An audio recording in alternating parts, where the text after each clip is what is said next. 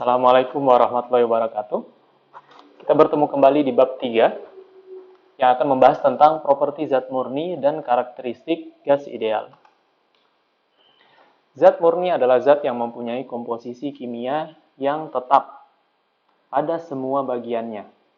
Contoh dari zat murni adalah air, nitrogen, helium, karbon dioksida, udara, dan lain sebagainya. Zat murni dapat berwujud dalam 3 jenis fase. Yang pertama adalah padat, cair, dan gas. Ya, jadi dapat berbentuk baik padat, cair, maupun gas. Fase padat mempunyai struktur molekul dengan jarak antar molekul paling kecil dan gaya ikat paling besar. Ya, jadi fase padat, gaya ikatnya paling besar, dan jarak antar molekulnya paling kecil. Selanjutnya ada fase cair. Fase cair mempunyai gaya ikat lebih kecil, dan pada fase cair, molekul bergerak secara oskilasi. Selanjutnya, pada gas atau fase gas, gaya ikat antar molekul paling kecil, dan posisi molekul pada fase gas itu bergerak bebas dan tidak beraturan, dan saling bertabrakan satu sama lainnya. Dapat digambarkan seperti ini. Ini adalah gambar molekul pada fase padat. Ya, kita bisa lihat pada fase padat, ikatan antar molekul sangat kuat. Dan jarak antar molekul sangat dekat. Sehingga pada fase padat, bentuk dari zat murni tadi tetap. Contoh, apabila kita ambil zat murninya adalah air. Dalam fase padat, kita kenal es batu. Apabila es batu ini berbentuk balok, maka mau kita bolak-balik bagaimanapun, bentuknya tetap. Kenapa bentuknya tetap? Karena jarak ikat atau gaya ikat antar molekulnya kuat dan jaraknya sangat dekat, sehingga bentuknya tetap tidak berubah. Nah, pada fase cair, jarak antar molekulnya masih dekat, masih cukup dekat, akan tetapi ikatannya lemah. Sehingga pada fase cair bentuknya akan berubah mengikuti wadah.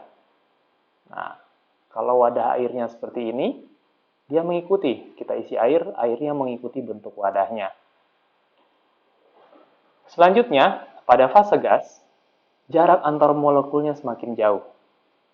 Dan molekul-molekul tadi bergerak acak, saling berbenturan, dan tidak beraturan. Sehingga pada fase gas, apabila kita letakkan atau kita isi gas di dalam wadah, ini kita tutup, maka gas akan memenuhi seluruh permukaan dari wadahnya. Berbeda dengan air yang dia akan turun di bawah, gas akan memenuhi seluruh volume dari wadahnya. Ini adalah gambaran dari diagram fase. Di sini ada tekanan, pressure, dan temperatur. Kita bisa lihat sebuah zat murni yang sama dapat berwujud dalam bentuk solid, liquid, maupun gas. Kita contohkan perubahan zat murni pada air. Contoh, zat murninya air. Prosesnya terdiri dari kita contohkan 5 step. Mulai dari step 1, step 2, 3, 4 sampai ke 5. Air kita letakkan di dalam sebuah wadah, piston, silinder, device. Karakteristik dari piston silinder device adalah tekanannya konstan dan dia sistem tertutup. Ya, jadi ini air, warna biru ini air, kita letakkan piston di atasnya sebagai penutupnya, dan piston ini dapat bergerak bebas, naik maupun turun.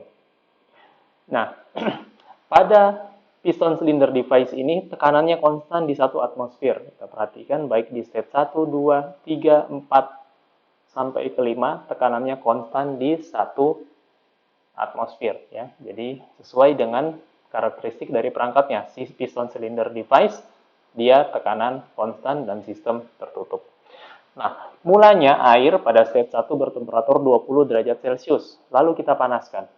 Sehingga air naik temperaturnya di state 2 menjadi 100 derajat Celcius. Nah, pada state 2 fasenya masih cair. Ya, kalau kita lihat volumenya masih konstan, fasenya masih tetap cair, akan tetapi cairnya adalah cair jenuh. Berbeda dengan state 1, pada state 1 dia cair terkompresi. Nanti saya akan jelaskan apa perbedaan di antara keduanya, antara cair jenuh dan cair terkompresi.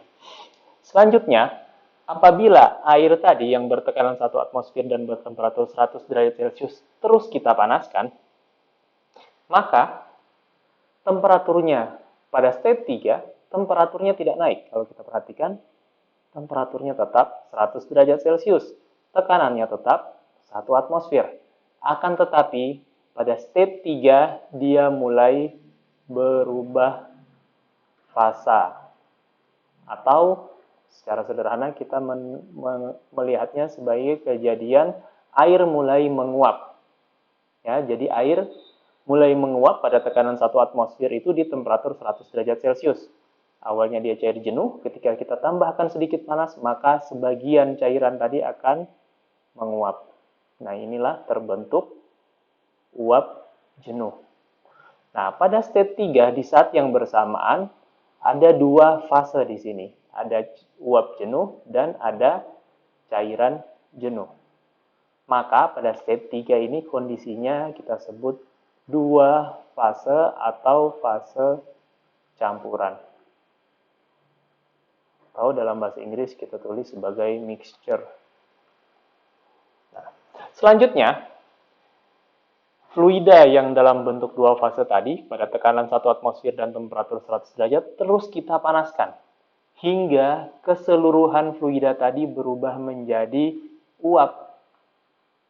Ya, di sini kita lihat pada state 4, uapnya 100%, tidak ada lagi cairan. Akan tetapi tekanan dan temperaturnya tetap 1 atmosfer dan 100 derajat Celcius. Maka pada fase ini disebut dengan fase saturated vapor atau uap jenuh. Ya, state 2 itu cair jenuh, tekanan dan temperaturnya sama, tapi pada state 2 dia 100% cairan, pada state 4 100% uap. Maka disebut sebagai saturated vapor, pada state 2 disebut sebagai saturated liquid. Ya, cair jenuh itu sama dengan saturated liquid. Nah, di antara state 2 dan state 4 ada state 3, yaitu fasenya campuran. Nah, selanjutnya setelah state 4, apabila terus kita panaskan, maka temperaturnya akan naik. Kita perhatikan, dari temperatur 4 di 100 derajat Celcius, naik ke temperatur 5, 300 derajat Celcius. Dan dia fasenya tetap uap atau vapor. Akan tetapi, temperaturnya tidak sama lagi, bukan lagi di 100 derajat Celcius, tapi temperaturnya naik. Maka dia disebut sebagai superheat vapor atau uap lanjut. Nah, kita akan gambarkan dalam sebuah TV diagram seperti ini. Ya, jadi kalau kita lihat, ini state 1. State 1 di 20 derajat Celcius. Ini garis tekanan konstan, 1 atmosfer. Lalu kita panaskan sampai di titik 2. Titik 2 ini baru dia jadi cair jenuh. Lalu di titik 3 ini campuran. Ya, kalau kita perhatikan 2 dan 3 temperaturnya tetap 2, 3, 4 temperaturnya sama. Ya, temperatur 2 sama dengan temperatur 3 sama dengan temperatur 4 sama dengan 100 derajat Celcius. 100 derajat Celcius ini disebut sebagai temperatur saturasi atau secara sederhana Temperatur saturasi itu adalah temperatur ketika zat murni tadi mulai berubah fase. Dari cair jenuh, dia jadi campuran, di 4 dia jadi uap jenuh. Nah, di sini ketika kita tambahkan energi, propertinya tidak berubah. Ya, jadi kalau kita perhatikan, dari 2, 3, sampai ke 4, ini propertinya tetap di 100 derajat Celcius dan tekanannya tetap di 1 atmosfer.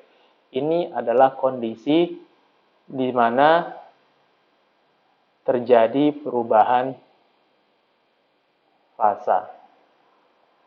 Sementara di sisi ini dari 1 ke 2 dan 4 ke 5 tidak terjadi perubahan fasa. Jadi di sini fasenya tetap. Di 1 ke 2 fasenya tetap fase liquid, di 4 ke 5 fasenya tetap fase vapor atau uap. Akan tetapi ketika kita tambahkan kalor, maka temperaturnya naik. Maka kita lihat dari 1 ke 2 ini temperaturnya naik 20, 22, 23 dan seterusnya sampai di 100 derajat Celcius. Begitu juga dari 4 ke 5. Setelah uap jenuh, kalau kita panaskan lagi, maka uap tadi temperaturnya akan naik. 100, 101, 102, 103, sampai di titik 5 ini 300 derajat Celcius. Nah, saya jelaskan ulang dalam sebuah gambar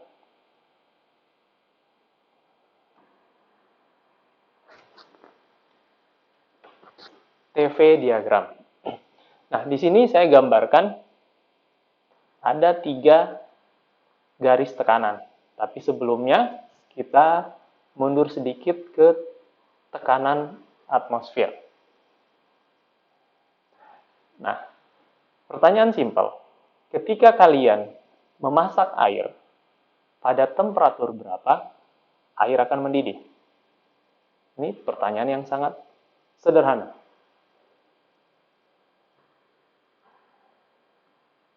Pada temperatur berapa air mendidih? Nah, masyarakat awam akan dengan mudah menjawab 100 derajat Celcius. Dan benar, air akan mendidih pada temperatur 100 derajat Celcius, akan tetapi ada sambungannya. Jika kita memasak airnya pada tekanan atmosfer atau pada tekanan 1 atmosfer. Nah, apa yang dimaksud dengan tekanan 1 atmosfer? Kita lihat pada gambar di bawah. Ini gambar sebuah gunung.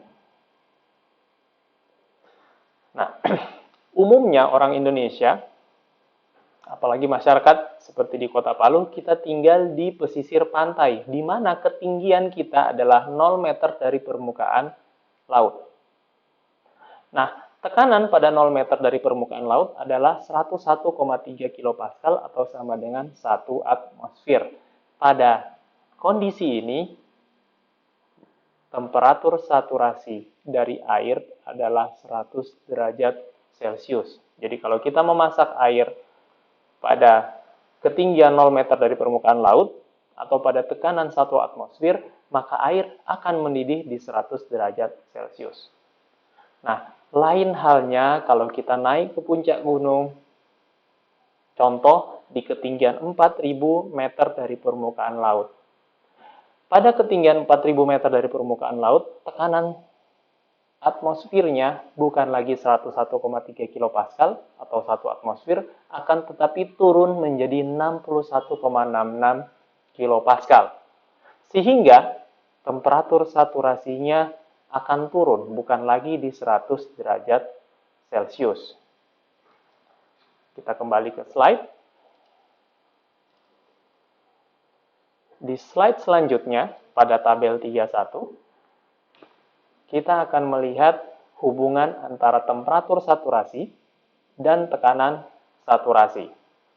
Nah, kita lihat, ini 100 derajat Celcius dan 101,3 atau 1 atmosfer. Artinya, air akan mendidih pada temperatur 100 derajat Celcius jika tekanannya 101,3 kilopascal. Nah, bagaimana jika tekanannya turun?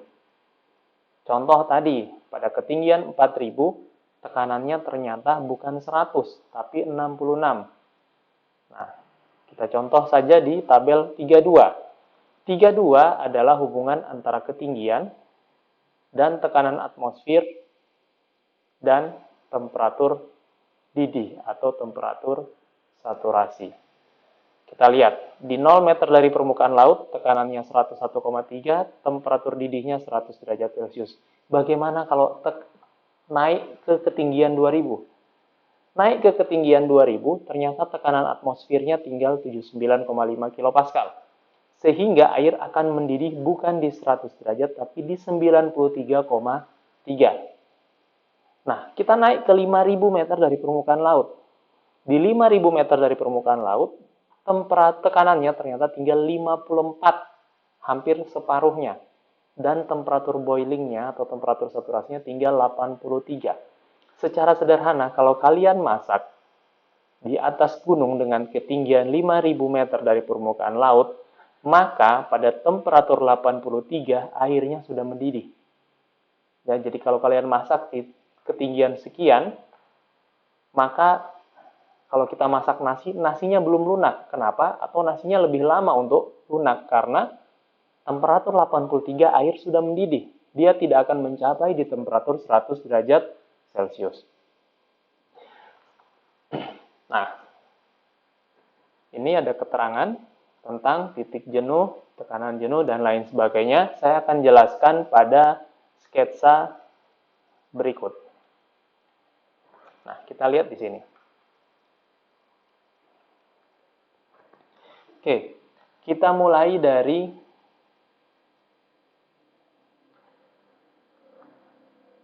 tekanan 1 atmosfer. Ya, tadi kalian sudah saya jelaskan tentang tekanan 1 atmosfer. Ini, garis ini adalah garis tekanan konstan. Ya, jadi sepanjang garis ini tekanannya sama di 1 atmosfer. Nah, contoh tadi kita coba plot kembali dalam garis ini. Sebelumnya kita akan lihat ada garis orange. Ini adalah garis saturasi. Nah, pada garis saturasi ini, garis saturasi membagi menjadi 2 atau 3 kelompok fase. Pada sebelah kiri, jadi kita gambar di sini, ini garis saturasinya, lalu ini ada garis kritisnya. Nah, di sebelah kiri ini, fasenya adalah fase cair. Di sebelah kanan ini, fasenya adalah fase gas. Dan di bawah kurva ini, fasenya adalah fase campuran. Ya, jadi kita lihat, sebelah kiri cair, sebelah kanan gas, tengah-tengah di bawah kurva adalah campuran. Nah, yang tepat di garis adalah cair jenuh.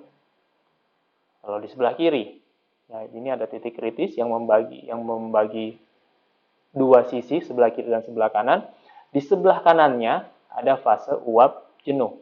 Ya, jadi kalau dia pas di garis, maka dia cair jenuh. Kalau di sebelah kiri, kalau di sebelah kanan, maka dia uap jenuh. Sebelah kiri dari garis disebutnya sebagai cair terkompresi. Dan sebelah kanan dari garis disebutnya sebagai superheat atau uap lanjut. Oke, di bawah kurva disebut sebagai campuran. Nah, ciri-ciri dari cair terkompresi, apabila kita tambahkan kalor, maka temperatur naik. Ya, jadi ciri-cirinya, kalau kalornya kita tambah, temperaturnya naik. Kalau kalornya kita turunkan, temperaturnya turun. Itu kalau dia cair terkompresi. Begitu juga dengan superheat. Kalau Q-nya kita tambah, temperaturnya naik.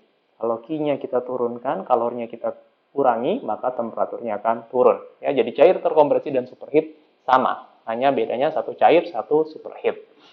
Nah, pada fase jenuh, baik dia cair jenuh dan uap jenuh, ini adalah titik awal terjadinya perubahan fase. Kita perhatikan tadi.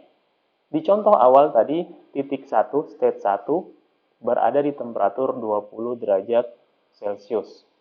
Kita perhatikan garis biru ini, garis pada tekanan 1 atmosfer. Apabila kita tambahkan kalor, maka temperaturnya akan naik mengikuti garis ini, garis tekanan konstannya, 20, 21, 22, dan seterusnya hingga di 100 derajat Celcius.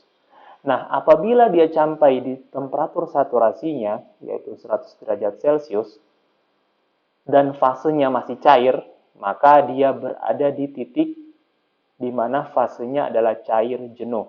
Ya, titik ini adalah titik yang sangat tipis. Apabila kita tambahkan sedikit kalor, maka dia akan jadi campuran, atau apabila kita kurangi sedikit kalor, maka dia akan turun jadi cair terkompresi. Jadi ini titik kritisnya, atau titik mulai berubahnya. Apakah dia turun ke cair terkompresi, atau dia naik ke campuran. Nah, apabila terus kita tambahkan panas, maka dia akan mulai terbentuk uap. Ya, di fase campuran mulai terbentuk uap. Awalnya sedikit, contoh mungkin awalnya hanya 5% uapnya, jadi 10, jadi 15, jadi 50%, 60%, 70%. Ini campuran semua hingga akhirnya 100% cair uap. Nah, pada 100% uap maka dia disebut sebagai uap jenuh. Sama seperti cair jenuh, uap jenuh apabila kita tambahkan sedikit kalor dia jadi superheat, apabila kita kurangi dia akan jadi campuran. Nah, sampai di superheat, sampai di uap jenuh, apabila kita tambahkan lagi kalornya, maka temperaturnya akan naik. 101, 102, 103, dan seterusnya. Nah, ini bagaimana air tadi berubah fase pada tekanan 1 atmosfer. Nah, sekarang kita lihat. Kalau tekanannya bukan 1 atmosfer, contoh tekanannya ternyata hanya 0,1 atmosfer, atau 1/10-nya, atau pada tekanan 10 kilopascal. Nah, kita lihat pada 10 kilopascal temperatur saturasinya ternyata hanya 45,81. Artinya, air akan mendidih di temperatur 45,81. Nah, ini adalah garis temperatur konstan, tekanan konstannya yang hijau. Ya, kita perhatikan, berarti kalau kita start dari 20 sama seperti tadi, start dari 20, kita panaskan, naik 21, 20, dan seterusnya hingga 45,81, dia sudah ada di cair jenuh. Kita panaskan lagi, tambahkan kalor, mulai berubah fase, menguap. 10%, 20%, 30%, dan seterusnya hingga 100% menguap. Terus kita panaskan lagi, maka temperaturnya akan naik. 46, 47, 48, hingga contoh di sini 100 derajat. Nah, sekarang kita lihat. Apabila tekanannya 0,1 atmosfer, temperatur 100 derajat, ternyata dia sudah superheat. Sementara pada 1 atmosfer, dia bisa saja ada di uap jenuh, cair jenuh, atau di campuran. Karena ini temperatur jenuhnya. Atau contoh kita ambil angka 95. Ya, 95 di 1 atmosfer itu superheat. Tapi 95 di 0,1 atmosfer itu sudah superheat, sementara 95, temperatur 95 di 1 atmosfer dia ternyata masih cair terkompresi. Ya. Nah, ini contoh kalau 0,1. Kalau 10 atmosfer atau 1000 kilopascal.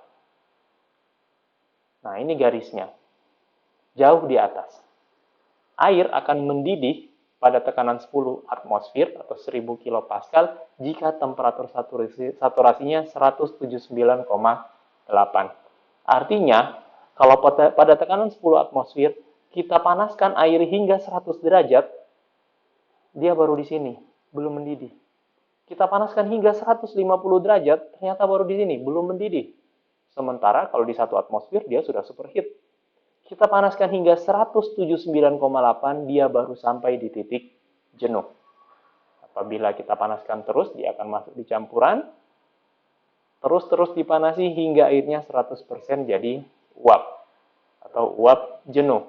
Apabila terus kita panaskan, baru temperaturnya naik. 180, 181, dan seterusnya. Nah, semakin tinggi tekanan, maka temperatur saturasinya semakin tinggi. Ya. tekanan naik, temperatur saturasinya ikut naik. Tekanan turun, temperatur saturasinya ikut turun. Ya, jadi kalau tekanannya 10, temperatur saturasinya 179. Temperatur 1, saturasinya di 100. 0,1 di 45,81. Nah, di manakah kita bisa melihat data-data angka tadi? Itulah pentingnya kalian memiliki tabel. Ini adalah tabel dari buku Termodinamika karangan Cengel. Nah, silahkan perhatikan pada appendix 1 yang kita perhatikan cukup yang SI unit. Ya. Di awal saya sempat jelaskan ada dua jenis satuan, ada SI, satu lagi ada British. Nah, ini kalau kita lihat sampai ke appendix 2, kalau kalian punya yang file lengkapnya, appendix 2 itu satuan British. Tapi karena kita tidak memakai satuan British, maka kita fokus saja di appendix 1, di SI unit. Nah, kalau kalian perhatikan isi dari appendix 1 di tabel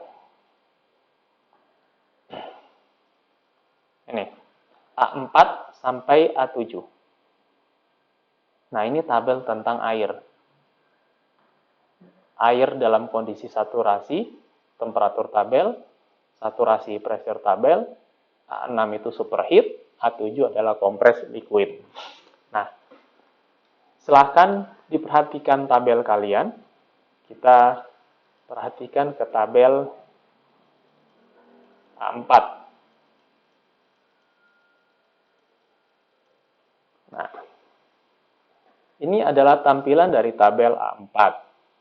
Sebelum kita mulai, saya akan jelaskan apa saja yang bisa kita lihat pada tabel ini.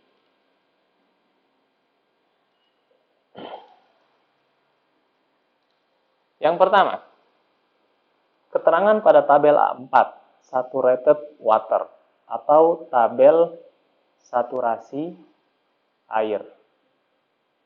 Tabel saturasi atau air, tabel jenuhnya. Dan di sisi kanannya ada keterangan temperatur tabel. Arti dari temperatur tabel adalah pada tabel ini, data diurutkan berdasarkan temperatur. Jadi sisi paling kiri adalah temperatur. Jadi kalau kalian diketahui temperatur 10 derajat Celcius, berapa tekanan saturasinya? Nah, pakainya tabel ini A4. Kalau diketahui tekanan 10 kilopascal, berapa temperatur saturasinya? Nanti pakainya tabel A5. Nah, kita lihat. Pada sisi atas, ada beberapa informasi yang ditampilkan. Yang pertama tentunya ada temperatur. Ya.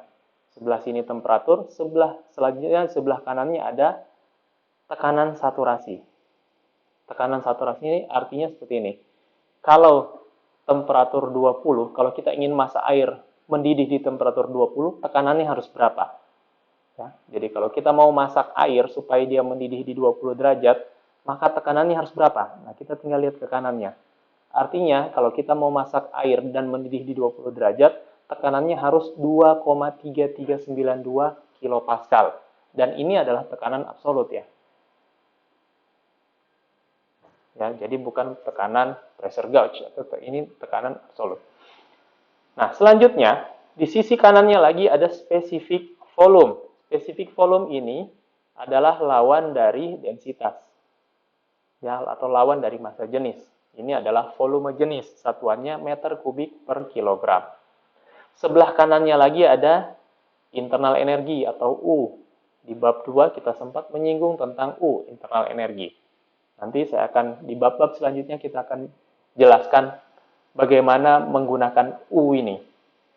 Yang penting kita paham dulu bahwa pada tabel A4 kita dapat melihat data spesifik volume dari air, internal energi, selanjutnya ada entalpi dinotasikan dengan H, dan terakhir ada entropi dinotasikan dengan S. Nah, ini nanti di bab-bab selanjutnya akan terpakai. Nah, selanjutnya kita lihat. Selanjutnya, kita lihat ke tabel A5. Di bawahnya.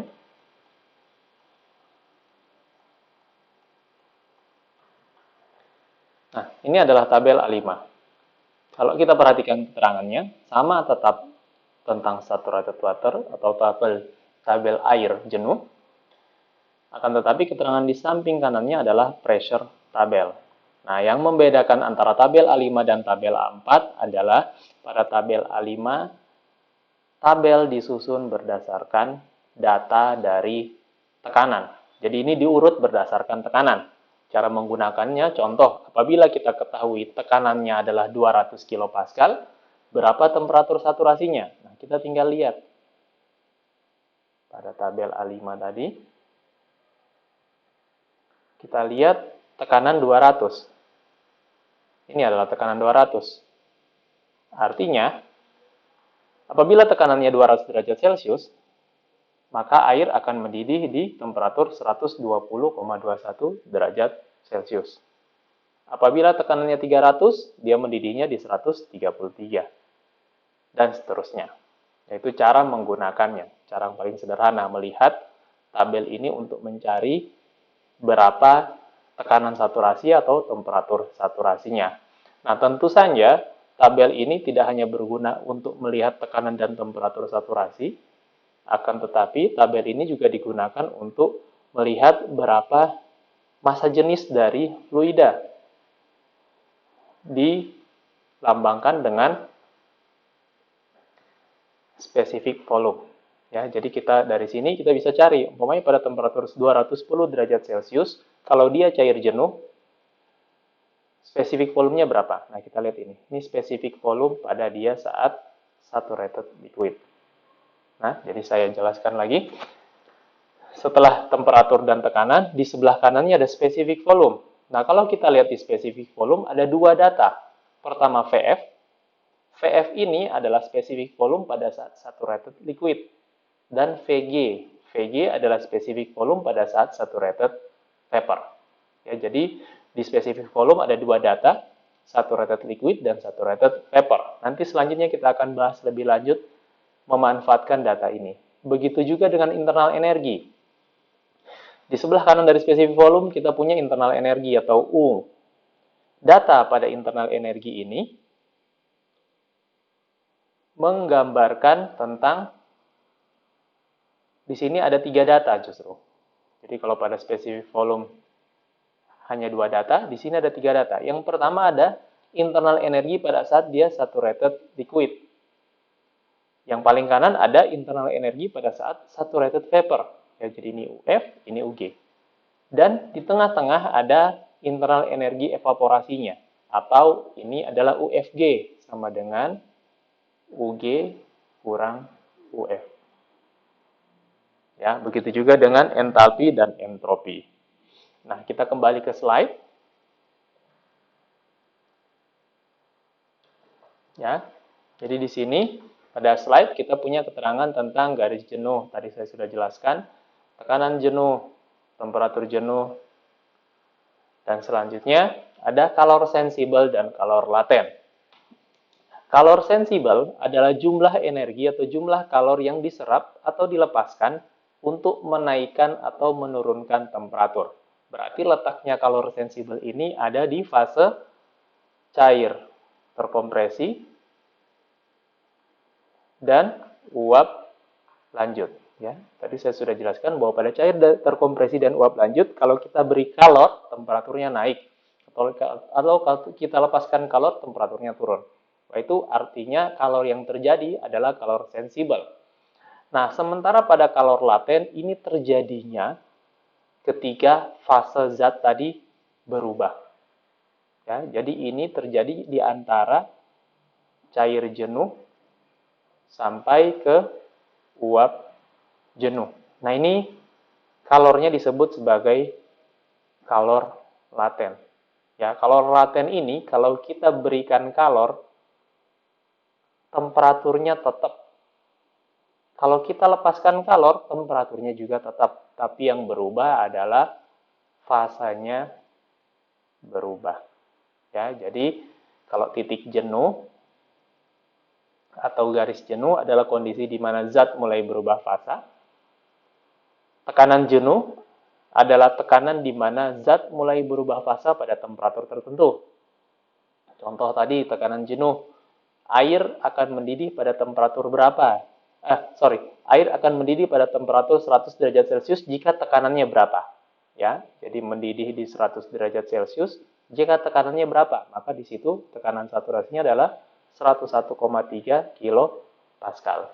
Nah, temperatur jenuh kebalikannya. Temperatur jenuh adalah temperatur di mana zat mulai berubah fase pada tekanan tertentu. Contoh, pada tekanan 101,3 kilopascal, air mendidih di temperatur berapa?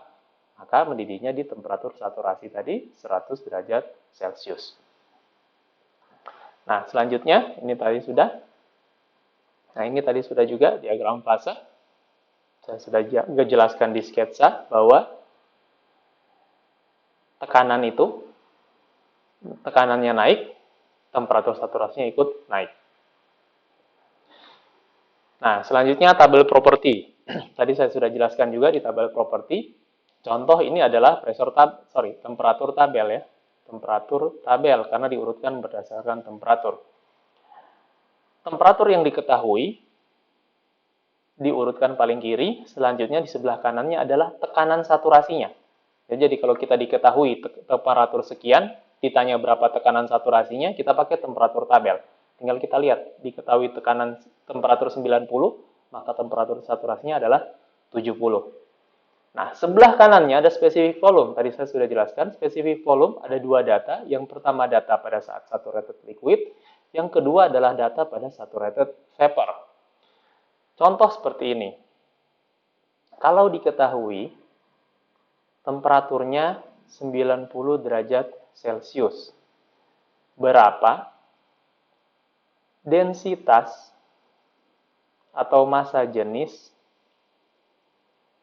jika A. Fasanya cair jenuh, B. Fasenya uap jenuh. Nah, ini mudah. Tinggal kita lihat. Pada 90 derajat diketahui volume spesifik cair jenuhnya, yang A, diketahui VF-nya, volume spesifik cair jenuh pada 90 derajat Celcius adalah 0,001036. Maka densitasnya pada 90 derajat Celcius, densitas cair jenuh pada 90 derajat Celcius sama dengan 1/PF atau sama dengan 1/0,001036.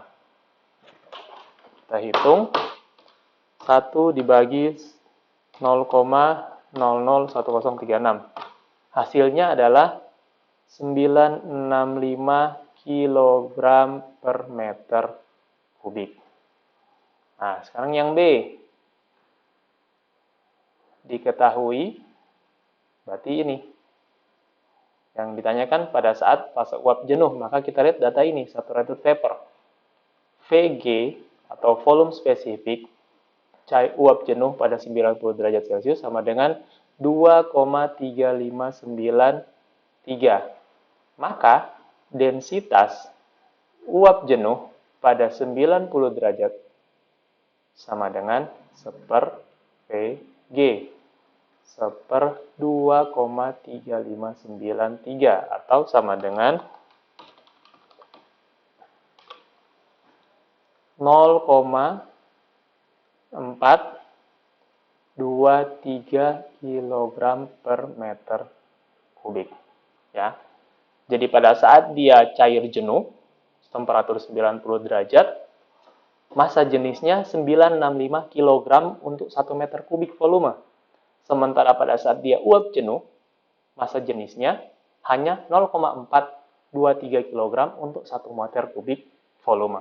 Ya, jadi berbeda sangat jauh. 1 kubik untuk gas dengan 1 kubik untuk cairan, massanya sangat jauh bedanya. Nah, selanjutnya, contoh soal. Sebuah rigid tank, jadi rigid tank, saya sudah jelaskan di pertemuan sebelumnya, itu tangki yang kaku. Artinya, kalau rigid tank itu volumenya konstan dan sistemnya tertutup. Diisi 50 kg air, temperaturnya 90 derajat Celcius. Dalam fasa saturated liquid. Tentukan berapa volume dari tangki. Ya, jadi kalau ada air diisi 90 derajat, ada wadah berisi 9 air dengan temperatur 90 derajat Celcius dalam fase saturated liquid atau cair jenuh, dan diketahui massa airnya 50 kg, maka berapa volume tangkinya yang bisa menampung tadi. Nah, maka dari sini kita tahu bahwa dicari dulu berapa tekanan saturasinya. Jadi kalau kita lihat ke tabel tadi, nah ini tabel yang ini, 90 derajat Celcius cair jenuh, berarti tekanan saturasinya adalah 70,183. Ya, berarti tekanan saturasinya 70,183. Ini dilihat dari tabel A4. Selanjutnya, untuk mencari volumenya, yang ditanyakan volume dari tangki. Maka kita perlu mencari volume spesifik. Ya, mencari volume spesifik sama kita pakai tabel A4. Tinggal lihat berapa volume spesifik F atau cair jenuh pada 90 derajat. Kenapa kita pakai yang F bukan yang G? Karena diketahui fasenya adalah saturated liquid, ya. Jadi karena saturated liquid fasenya, data yang kita lihat adalah VF atau volume spesifik pada cair jenuh. Dari tabel didapat angkanya adalah 0,001036. Sehingga volume spesifiknya untuk 90 derajat air cair jenuh tadi adalah 0,001036 meter kubik per kilogram.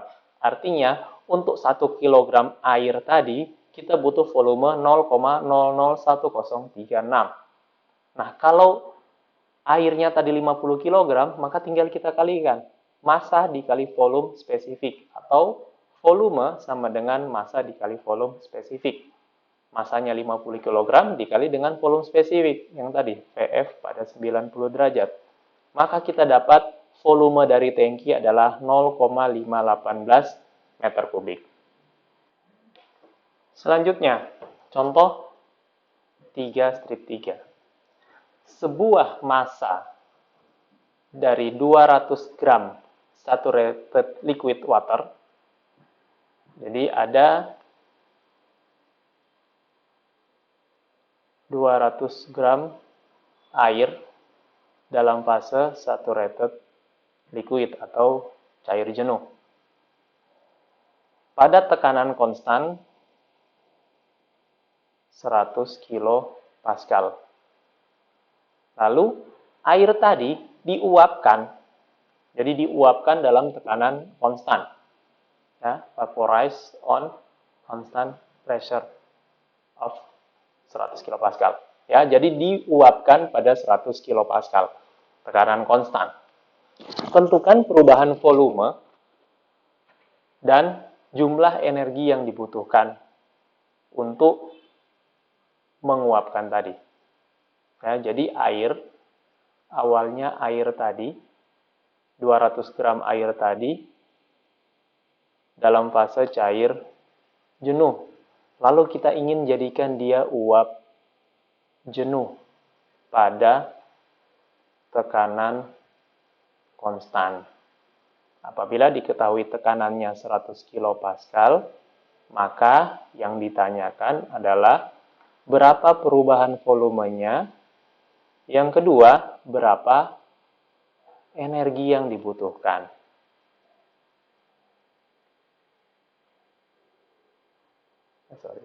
Ini. Ya, jadi yang dibutuhkan, berapa energi yang dibutuhkan. Oke, kita lihat. Yang pertama, Untuk mencari perubahan volumenya, maka kita tinggal mencari berapa volume spesifik atau berapa perubahan volume spesifik pada air di tekanan 100 kilopascal. Maka kita pakai tabel.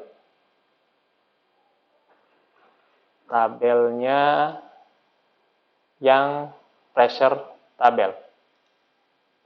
Ya, pressure tabel karena diketahui tekanannya 100 kilopascal. Nah, ini pada tekanan 100 kilopascal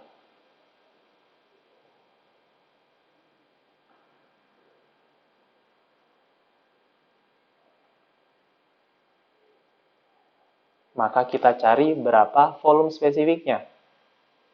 Nah, ini yang sebelah sini, baris kolom ketiga, volume spesifik VF, kolom keempat VG. Nah, ini kita catat. Diketahui VF-nya 0,001043 dan VG-nya 1,6941.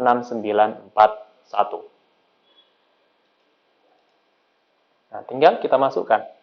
Berarti perubahan volumenya sama dengan VG kurang VF. 1,6941 kurang 0,001043. Artinya, untuk 1 kg air, perubahan volumenya adalah 1,6931 meter kubik per kilogram. Nah, sementara masanya tadi cuma 200 gram atau 0,2 kilogram. Maka tinggal kita kalikan. Massa kali perubahan volume tadi, VFG-nya 0,2 kg kali 1,6931. Artinya, perubahan volume yang terjadi sebesar 0,3386 meter kubik. Ya, artinya yang awalnya ketika dalam fase cair volumenya hanya sekian, ketika dia jadi uap jenuh, maka volumenya berubah jadi 0,3386 meter kubik. Ini ketambahan volumenya. Ya, berarti ini perubahan volumenya sebesar 0,3386 meter kubik. Nah, selanjutnya yang B, berapakah energi yang dibutuhkan untuk mendidihkan air 200 gram air pada kondisi cair jenuh di tekanan 100 kilopascal berubah menjadi uap jenuh. Maka ini yang kita lihat adalah berapa selisih entalpinya. Jadi Qin yang dibutuhkan sama dengan massa dikali dengan entalpi evaporasi atau HFG.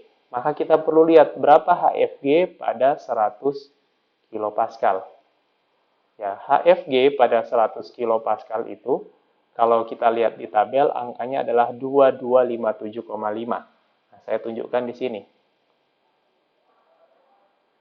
Ini tabel tadi, 100 kilopascal, HFG yang ini. Nah, ini. Ini HFG-nya. Berarti kolom ke 1, 2, 3, 4, 5, 6, 7, 8, 9. Kolom ke 9.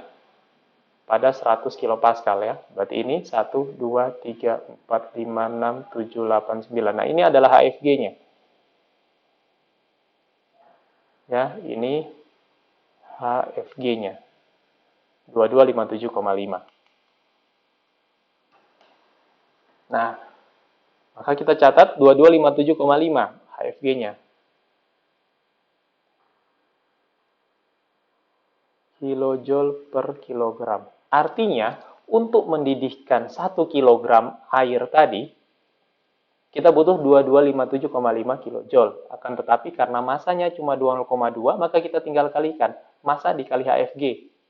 Massa kali HFG, maka kita dapat kalori yang dibutuhkan sebesar 451,5 kilojoule. Nah, pertanyaannya kenapa kok pakai HFG? Kenapa nggak pakai UFG? Nah, UFG atau perubahan internal energi, sementara HFG itu perubahan entalpi. Nah, perubahan internal energi itu kita pakai kalau kondisinya volume konstan. Sementara HFG kita pakai kalau kondisinya tekanan konstan. Ya. Di kasus ini kondisinya adalah tekanan konstan ya. Tekanannya tetap 100 kPa, maka kita pakai perubahan entalpi atau HFG. Selanjutnya, contoh 3/5. Sebuah wadah mempunyai volume 80 liter.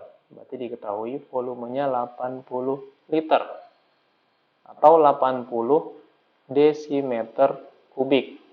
Untuk menjadikan ke meter kubik, ini kita bagi 1000. Ya, 80 bagi 1000, volumenya adalah 0,08 meter kubik. Wadah tadi berisi 4 kg refrigeran R134A. Berarti isinya, ini wadah tadi, yang 0,08 meter kubik volumenya, berisi refrigeran R134A dengan tekanan 160 kPa. Pertanyaannya adalah, tentukan temperatur, yang kedua kualitas uap, yang ketiga entalpi, dan yang keempat adalah volume yang dibutuhkan oleh fase uapnya. Jadi volume uapnya berapa?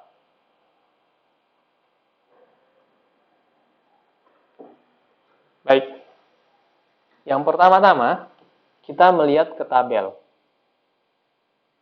Jadi tabel yang digunakan bukan tabel air karena dia zat murninya adalah R134A. Jadi tabel A45, A6, A7 itu tentang air. Tabel R134A itu ada di sini.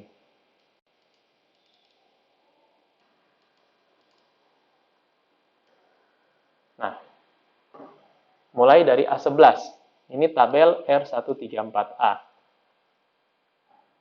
Tadi diketahui tekanan 160 kPa, maka kita pakai tabel A12. A12, pressure tabel pada tekanan 160 kPa. Ya, ini kita tandai.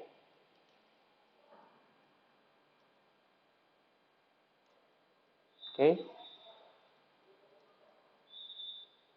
Artinya, R134A pada tekanan 160 kPa, temperatur saturasinya adalah 15,6 derajat Celcius. Oke.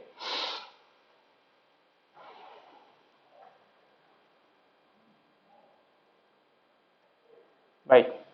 Sebelumnya, kita harus cross-check ini fasenya apa. Karena di soal tidak diketahui refrigeran tadi dalam fase apa. Maka kita cross-check fasenya. Cara paling mudahnya adalah dengan melihat volumenya. Karena diketahui volume 80 liter. Nah, kita tinggal mencari berapa volume spesifiknya. Diketahui volume 80 liter atau 0,08 meter kubik. Dan diketahui masanya, massa refrigerannya 4 kg. Berarti kalau kita bagi volume bagi massa, maka kita bisa mendapat volume spesifik. 0,08 meter kubik bagi 4 kg sama dengan 0,02 meter kubik kilogram. Nah, selanjutnya kita harus cross-check berapa ada di mana posisinya. Caranya dengan melihat nilai volume spesifik cair dan volume spesifik gas pada refrigeran tadi di tekanan 160 kPa. Nah, angkanya ini. Jadi volume spesifik gasnya 0,007437 dan volume spesifik cairnya, volume spesifik cair di 0,007437, volume spesifik gasnya di 0,12348. Sementara volume spesifik yang didapat tadi adalah 0,2. Ya, artinya 0,2 ada di antara ini. Kalau nilainya ada di antara ini, maka dia berarti fasenya adalah campuran. Ya, jadi kita gambarkan di sini, ini HF-nya 0,0007435, VF-nya, dan VG-nya 0,12355.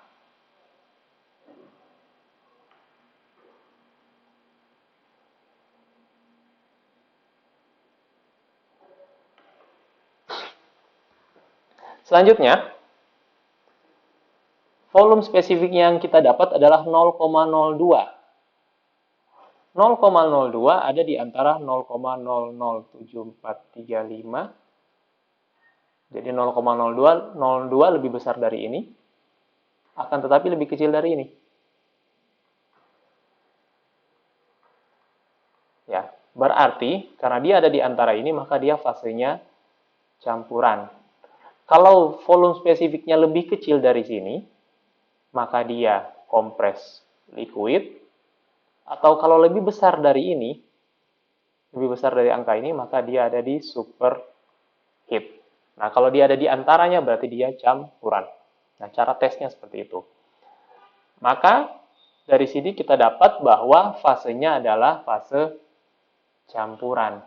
Artinya, temperaturnya, pertanyaan A, temperaturnya sama dengan temperatur saturasi pada 160 kilopascal, di mana temperatur saturasinya adalah minus 15,6 derajat Celcius. Selanjutnya, yang B, berapakah kualitas uapnya?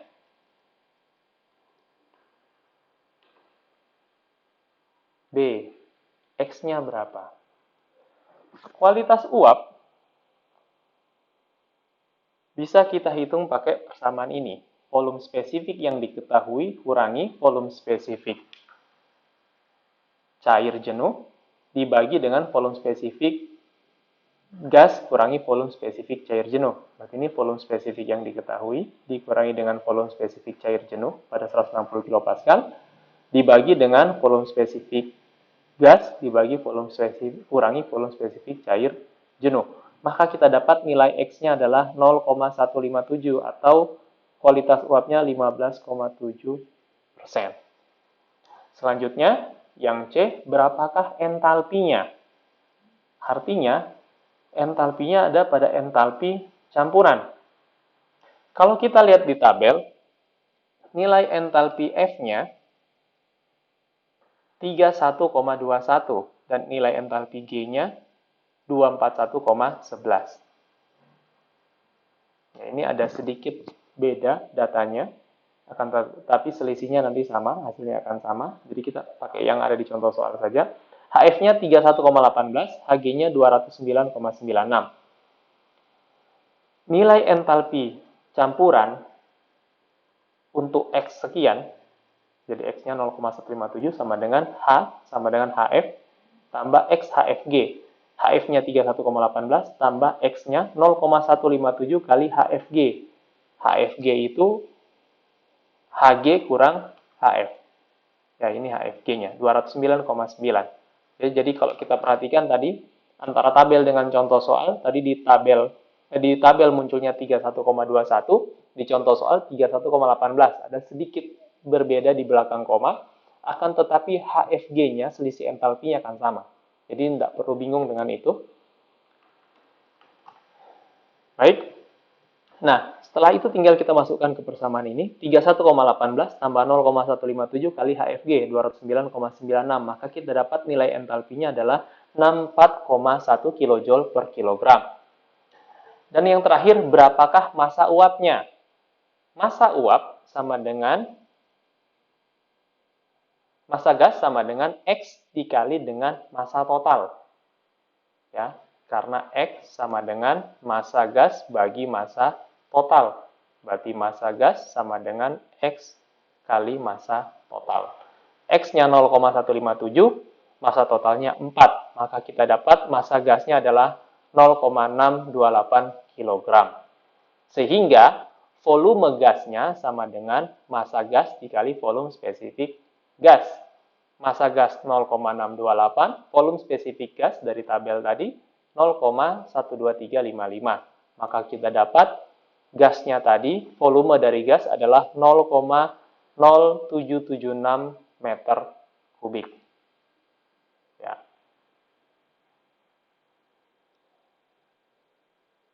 Artinya, ini 77,6 liter. Ya, 0,776 meter kubik itu 77,6 liter. Jadi tabung tadi yang 80 liter, 77,6 liter itu dalam bentuk gas. Sisanya hanya 2,4 liter yang berisi cairan.